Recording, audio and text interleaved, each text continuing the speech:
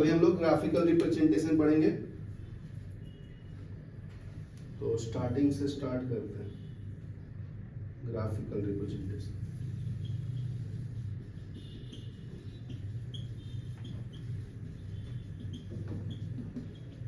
और first order का पहले पढ़ लेते हैं। ठीक है, तो फर्स्ट इक्वेशन दिया हुआ है फर्स्ट ऑर्डर का, r इक्वल टू क्या लिखते हैं हम लोग, k a रेस टू 1। ठीक है, तो ये y equal to m x हो गया। देखो ये y rate of reaction, m rate constant, x concentration. इसका ग्राफ पता है, पासिंग थ्रू ओरिजिन, यही है ना। x ये y, यहाँ पे y क्या है तुम्हारा r rate of reaction, x क्या है कंसंट्रेशन ऑफ a, ये स्लोप हो गया m। समझा? देख लो पहले, फिर देखो। तो देखो ग्राफ में वही दिया है ना, पेज नंबर 127 में चेक करो, यही है कि नहीं है? कुछ अलग बताया नहीं ना। नेक्स्ट देखो, next integrated rate law. Integrated rate law का फॉर्मूला क्या है, k equal to 2.303 by t log of a nought upon a t। ठीक है, तो यहां से a t निकालो तो क्या आएगा बताओ। k इधर t मल्टीप्लाई कर लेता हूँ, डिवाइड कर लेता हूँ 2.303, ये पहले भी बताऊँ, log of a nought minus log of a t। ये समझा? दक्ष इधर ध्यान दे, लिख मत, टाइम दूंगा। ये t को इधर मल्टीप्लाई किया, कांस्टेंट को नीचे लिया और लॉग का फॉर्मूला अप्लाई किया, लॉग m बाई n। तो ये क्या होता है, log of m minus log of n। तो ये अप्लाई किया। अभी इसको लेफ्ट में लो, बाकी को राइट में लो, तो ये क्या मिलेगा, log of at equal to minus kt upon 2.303 plus log of a naught, ये बताया था मैं। तो ये y equal to minus M X plus C हो गया ना, स्लोप नेगेटिव है। तो इसका ग्राफ कैसे आएगा, ऐसे आएगा।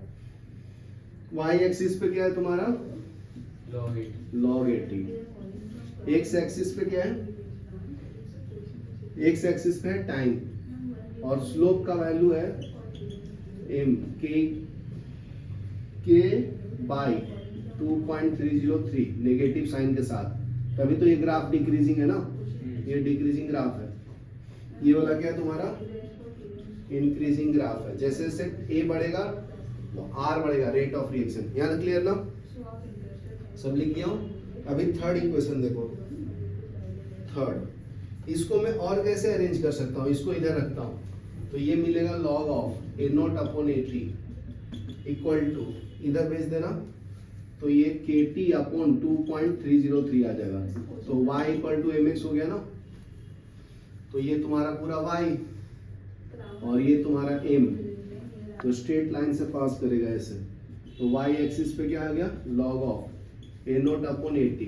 x एक्सिस पे क्या है तुम्हारा t, m क्या है स्लोप 2k अपॉन 2.303। समझा ना? 3 ग्राफ बता दिया हूँ, 1 2 और ये 3। अभी देखो फोर्थ कितने नंबर पे दिया था, ये जीरो ऑर्डर रिएक्शन का है ना। यहाँ तक फर्स्ट ऑर्डर का बता दिया। अभी नेक्स्ट देखो, zero order reaction.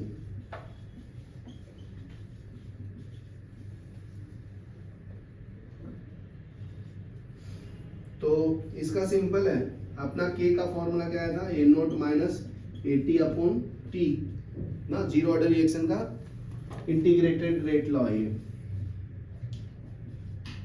Integrated rate law of zero order. ठीक है, तो यहां से मुझे at निकालना है, तो क्रॉस मल्टीप्लाई कर लो, तो kt equal to a nought minus at। at को इधर ले लो, इसको इधर ले लो, तो at equal to a nought minus of kt। तो y equal to c minus M x. तो इसका स्लोप ग्राफ आएगा नेगेटिव।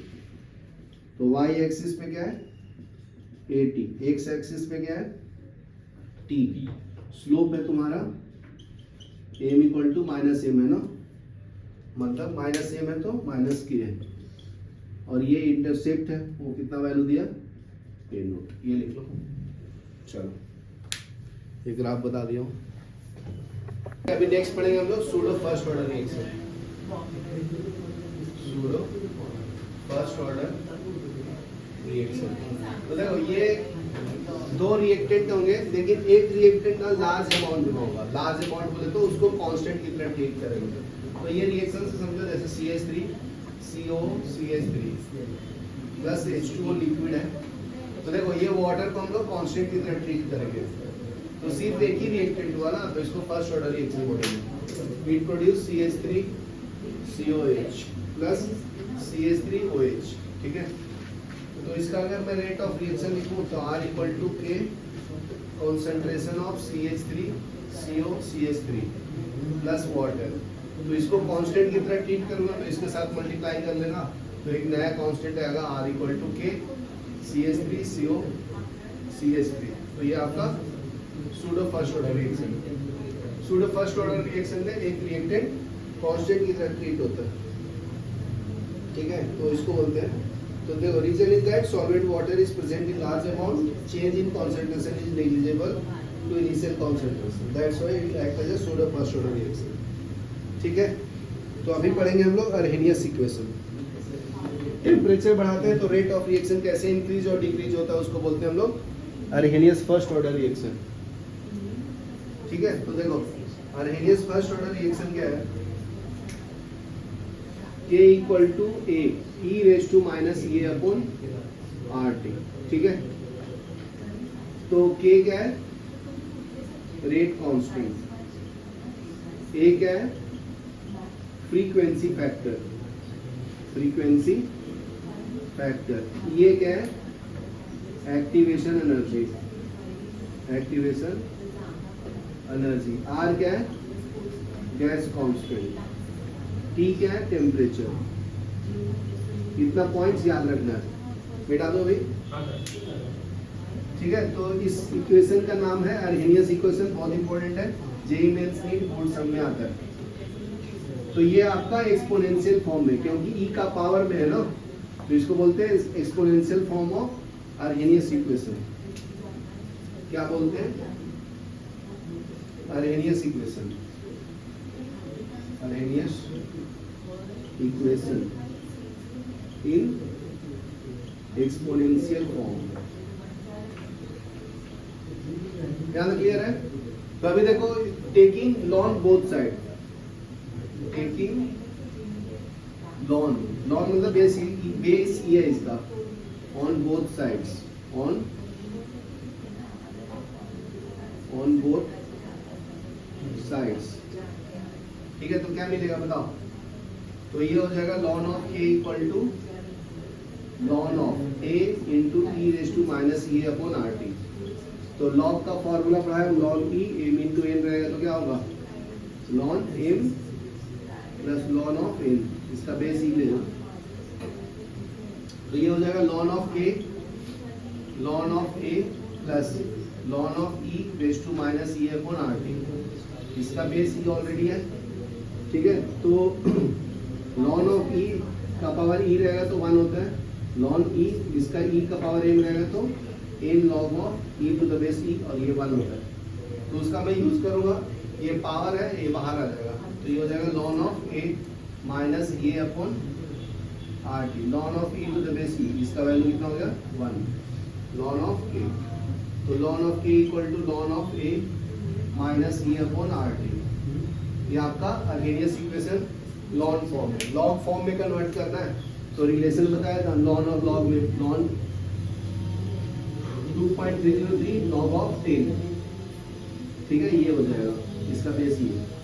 तो क्या करेंगे, इसको कन्वर्ट करो, तो 2.303 log of K equal to 2.303 log of A minus ये अपॉन RT।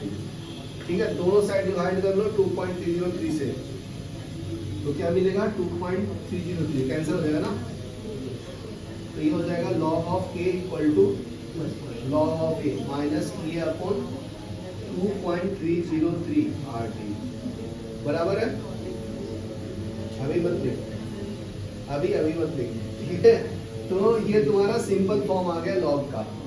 इसका अगर मैं ग्राफ पूछूं आपसे तो y equal to c minus M x का ग्राफ है। ये y एक्सिस हो गया, ये इंटरसेप्ट हो गया और ये स्लोप हो गया तुम्हारा, ठीक है, T टेम्परेचर। तो इसका ग्राफ कैसे आएगा, ऐसे। ये तुम्हारा T हो गया, स्लोप क्या हो गया माइनस ये अपॉन 2.303 R, टेम्परेचर क्या हो गया 1/T। ये देखो 1/T में है ना, देखो इनवर्स में है तो टेम्परेचर बढ़ाऊंगा तो रेट कांस्टेंट बढ़ेगा, क्योंकि नॉन में भी है और नेगेटिव में भी है, तो माइनस माइनस हो गया प्लस हो जाएगा, ठीक है। तो इस तरह से रेट कांस्टेंट का बढ़ता है। तो यहाँ तक लिखो फिर बता दो।